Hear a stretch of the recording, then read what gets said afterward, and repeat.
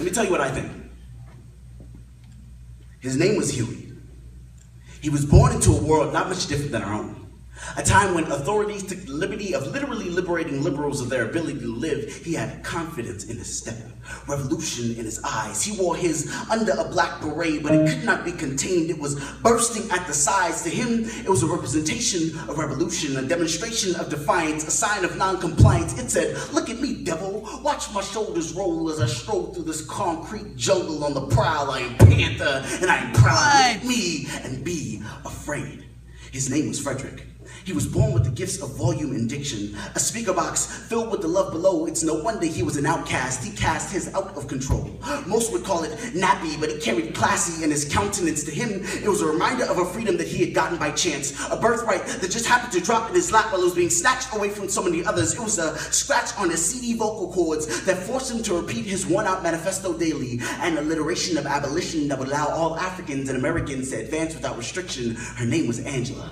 She was born with a mind quicker than her death at her tongue, and her thoughts were roly-poly-oly. They would just pass out of the box. She spent her free time laughing the commonplace in the face and taunting the norm with her originality. She wore hers in perfect symmetry, and it was a reflection of her sound mind. To her, it was a proof of her innocence, a reminder that even though to them it made her look guilty, it was also the real reason she was the most wanted woman in America. His name was Julius. He was born a Powerpuff Girl, a product of the same chemical S that was meant to destroy him. They created a flying monster made of shake, bake, and everything they couldn't take. He wore his as high as it would go. It would flow ever so slightly with every head fake, captivating the psychedelic eyes of the audience like a lava lamp. It was a slap in their face. It said, "I'm going to take this thing that you created, place it in another dimension, and bring it around for your destruction." It was his dissertation, because although he would never write an MCAT, he schooled them cats so bad they just had to make him a doctor. His name was Jimmy. He had to have been born with 8 fingers on each hand, black widows and spun webs of sticky blues across the sky that caught the eye of any fly that passed by. He wore his over a rainbow headband, not quite curly and not quite white. It was a reflection of the very people he would unite under the reign of his riffs. He never considered what it meant to him, never quite pondered the power he possessed. He just let it grow its own ways, and he was never fazed. His mind was always clouded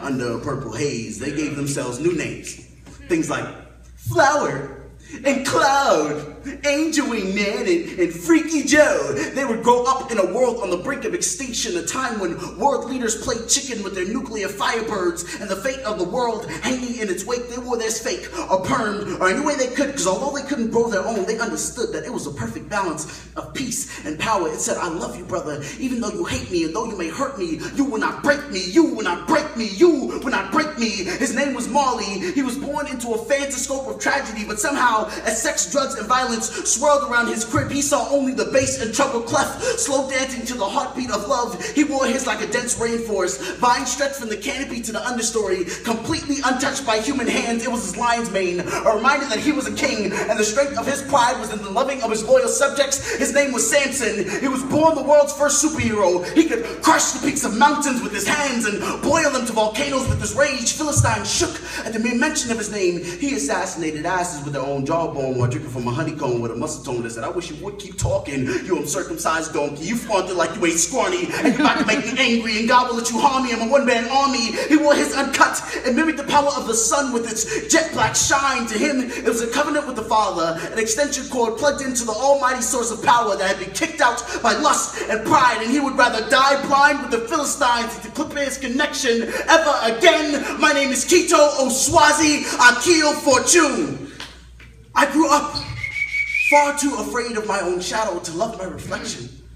I've yet to find a cause that I'm really willing to die for, and my only claim to fame is arranging these bouquets of words for people who barely understand the color scheme. But every time somebody tells me that I should cut my hair, an avatar state of defiance is passed down through the generations, bubbles up in my stomach chakra, and comes bellowing out of my mouth saying, "No, I don't need a reason to be myself. The reasons have been laid out by men and women far greater than I. So when I tell you that I'm not going to cut my hair right now, don't call me rebellious, call me Huey. On the days when I don't feel like combing it, Elvis. Don't call me Nappy, call me Frederick. When I tell you that a white man has convinced you that natural black hair cannot look professional, don't call me a smartass, call me Angela. Don't call me spiteful, call me Julius. Don't call me careless, call me Jimmy. Don't call me an optimist, call me a Marley. Don't call me angry, call me Samson. Call me Thunder, call me Power, call me Man. Call me Funk Master. Call me Centric, call me Samurai. Call me Chocolate Rain, call me Groovy. Call me Cuffy, call me Shaka Zulu. Call me Kinko Fetua. Call me Dynamite, call me Freeman. Call me Rasta, call me Brother, call me Thunder. Call me Power, call